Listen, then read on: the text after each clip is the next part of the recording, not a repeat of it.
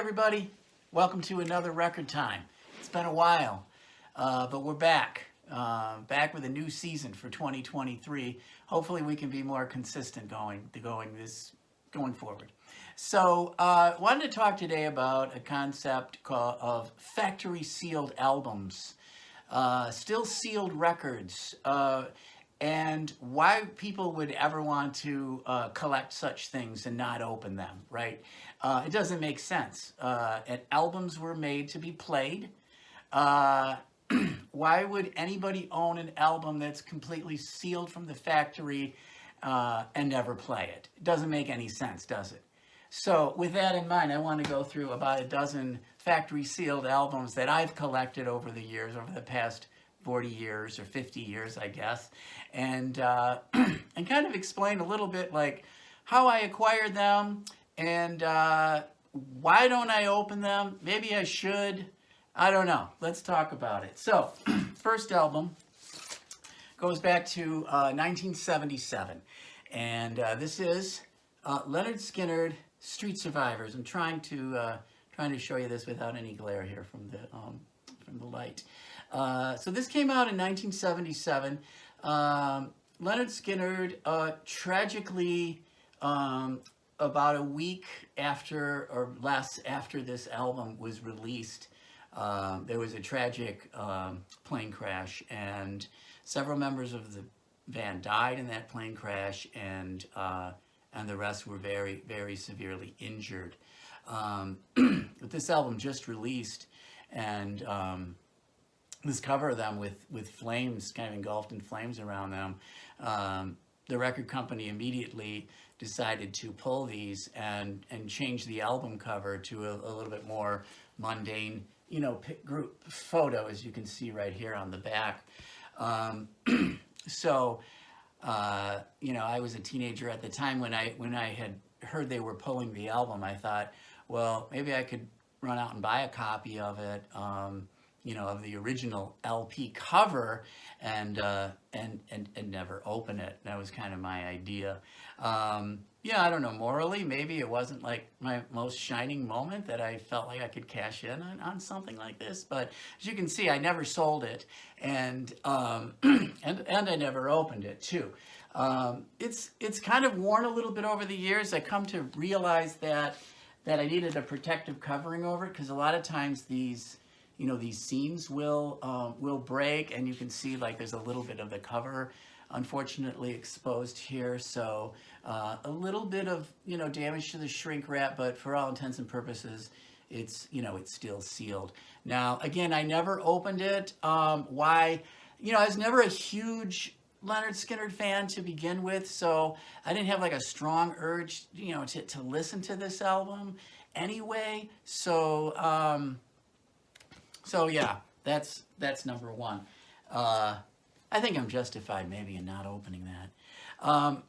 Number two, excuse me. So a few years later, I'm in East Lansing at a record store, not a used record store. It was a brand new, they sold all new records. I think it might have been Warehouse Records or something like that. I'm flipping through the albums, flipping through the Rolling Stones records, and I find a copy of the original album of Some Girls. So this was released actually right around the same year. I think a year later. It was 78.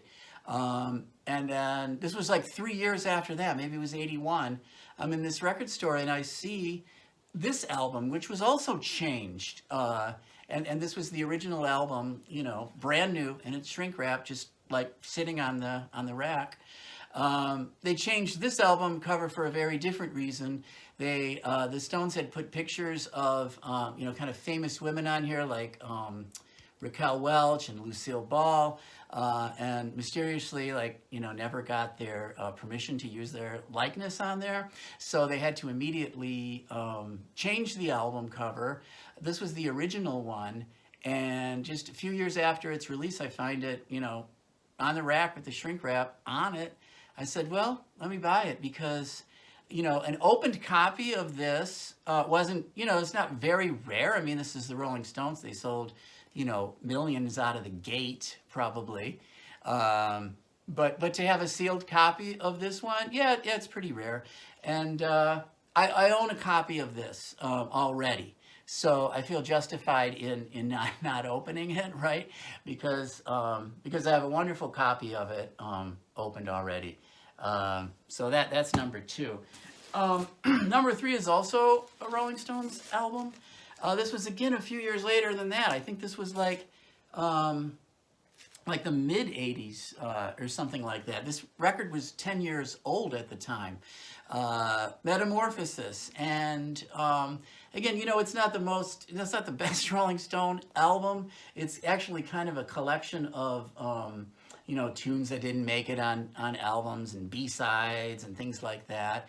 So, it's not like the greatest album to begin with, but I'm in a store called Woolworth's, which some of you people, may not even know that retailer, but it was a prominent retailer that was like a department store, drugstore. They sold albums. They weren't known for their record collection, but they had what was called cutout bins, which was bins and bins of albums that they were basically trying to get rid of. Okay, in no particular order. So you just have to flip through the flip, and see if you could find like, a golden nugget in all of those. And I did in this case because this was, it was labeled as $2.99. So they were trying to get rid of it, and then they still couldn't get rid of it. So there's another price tag on it of $1.50. So I thought, well, why not? I mean, you can't go wrong at $1.50. I never had a strong desire to listen to this album. And again, I thought, maybe, in a few years, at that time, I'm thinking maybe in a few years it'd be worth some money. I never tried to sell it. I never even looked up to see, how much, it's going for. I don't think it's, too high of a price. But yeah, that's number three, Metamorphosis by the Rolling Stones. Again, it's nicely sealed. Like I said before with the Leonard Skinner one, you got to look out for, cracks and things in the corners and things like that. This one I bought at a record show. He only wanted $5 for it. It's the Sinatra Christmas album, and still sealed. It's got the K-Mart price tag on it. That's what I loved about it so much. $3.27 from K-Mart. It is for stereo phonographs, as you can see on the top there. This is a reissue, so I think this album probably came out in the 50s. It's a reissue. I don't know the date on it, but I just thought it was cool to have this sealed especially with the K-Mart sticker on it. So, just for fun, at Christmas time, I'll put it under the Christmas tree as if, this was a new gift that I think it's 1958 again or something like that. Moving right along, this I found wasn't a record show, it was a flea market, and it was a massive flea market. This guy had all these albums, and I'm flipping through it.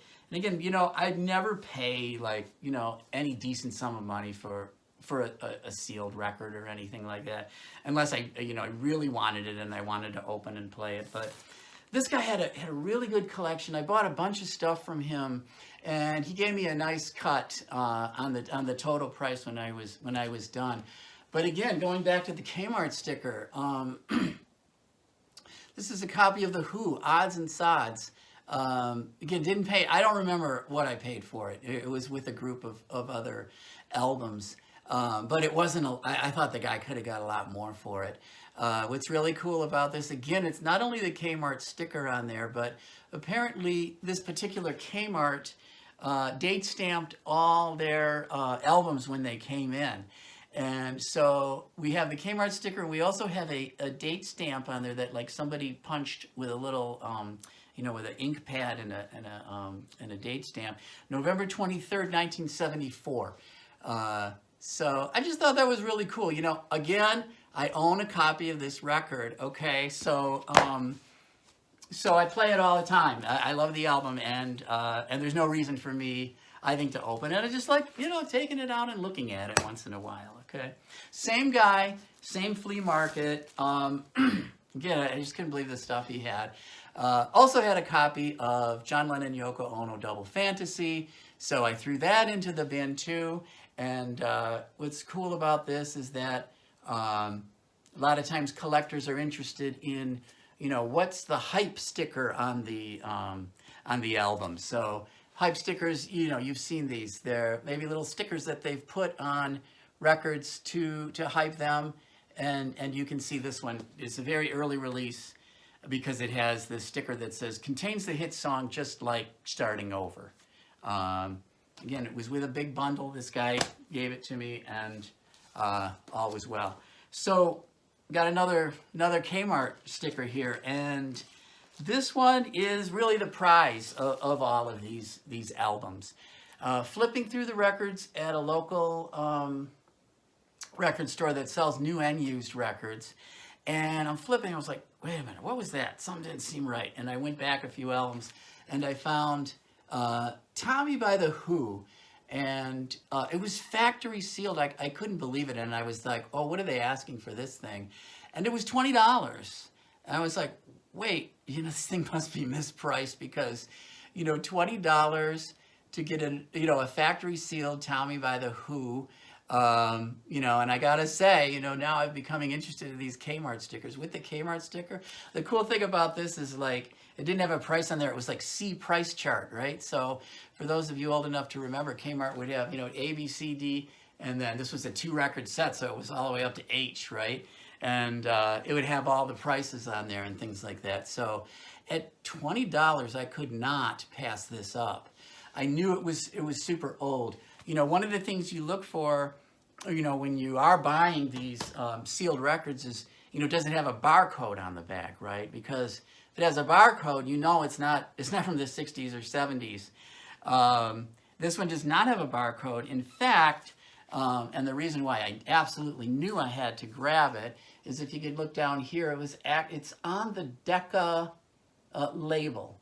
Okay, so why is that important? Because Tommy originally, or excuse me, The Who originally in the United States recorded on Decca, and then in the very early 70s, so this came out in '69, very early 70s, they switched over, signed a huge deal with MCA Records. So their whole back catalog, then suddenly we're going to have MCA Records, not Decca Records, the original label. So having this on Decca, it's one of the earlier pressings of these, because it wasn't, I don't think, too long after this, that they switched record labels. This one I've looked up, and I've seen it go for upwards of like $300 for a sealed Decca Tommy The Who. So I was very, very happy to get this. But this kind of falls into the question of like, why not open it, right? To get it like a very early pressing and hear how it sounds. This one I'm reconsidering. I love just having the copy of it sealed, but I'm reconsidering that. Same record store, different occasion, flipping through the records, and I found, a copy of Mr. Tambourine Man by the Byrds. I know this is a very early pressing because of the catalog number on here. Of course, again, no barcodes or anything. It was relatively cheap. It was under $10. I was like, yeah, I want it. But again, I don't own a copy of this. I'd be interested in hearing it. I do have to reconsider these things sometimes. A few more to go. I was at a record show, flipping through these guys' records, and I found a copy of Roxy Music Manifesto, and it was like $3 or something like that. And I was buying a bunch of stuff that day. I was like, yeah, $3, I'll pick this up. And so I handed it to the guy. I said, yeah, I'll take this one. He goes, oh, I got a sealed copy of that one. And I was like, no, I'm fine. I want to hear the album. It's like, no, it's only $12. It's only, $9 more, you get a sealed copy of it. And I was like, no, really, I'm fine with this. And he's like, are you sure? Anyway, the guy ended up talking me into it. So this is not a big deal. But again, late 70s album. Looks like it's probably one of those early pressing, got a little thing up here in the corner. But, and then it's got this sticker. It's like factory sealed for your protection. again, there's probably not a really good reason for me not to open this and play it, and I probably will sometime soon.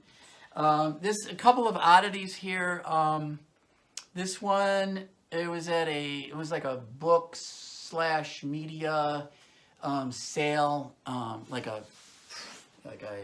for a nonprofit or something. I was flipping through the classical albums and I found on Deutsche Grammophon, which is one of the premier labels for classical music. I found Beethoven Violin Concerto and the Berlin Philharmonic, and it was like, again, it was just a few bucks. I bought it. Another one, like, why don't I open it? I don't know. I'm reconsidering, okay? Now, I have a lot of collectible records that, when I was kind of in that phase collecting, like, picture discs and colored vinyl records and things like that, they were collectible, and I did not open them. I'm going to do a whole nother video on kind of like the picture discs and colored vinyl, but this is only one of a bunch of them, just to give you an example. And it's Echo and the Bunnymen, Songs to Learn and Sing. It's really cool. It is a picture disc. I would never play a picture disc. Why? Because the sound is inferior. It's to a regular album. So I wouldn't be in a position where I would open something like this. And again, this was many years ago where I was kind of into collecting these things. So I have a lot of these picture discs. We'll do that some other time. This last one is kind of ridiculous why I don't open this too, I got to admit. A few years ago, I won a contest at a local record store, and it was just kind of like, throw your name in a hat, and it was this Ramones package for the, I think what was it, the 40th anniversary, 40th anniversary edition of the Ramones, their first album. I got a bunch of stuff with this too, they gave me all these little goodies, but the main part of it was this reissue, this really, really cool Ramones 40th anniversary edition, deluxe edition. And I won it, and I didn't open it, but this one I think is going to be the first on my list. I need to do this. Was a few years ago, and maybe I'll do that on another video too. I'll open this up and kind of we'll do an unboxing and show you what's in here, because it's really cool. It's got the original album. It's got different remixes. It's got the LP in vinyl and in CD form. With a bunch of outtakes and live things and stuff like that. So anyway, thanks for hanging out with me again today, talking about these factory sealed records. Look for some more videos coming soon. We'll try to stay on top of this time. Thanks to everybody out there who's been subscribing. Feel free to hit like, hit subscribe, and thanks again for tuning in.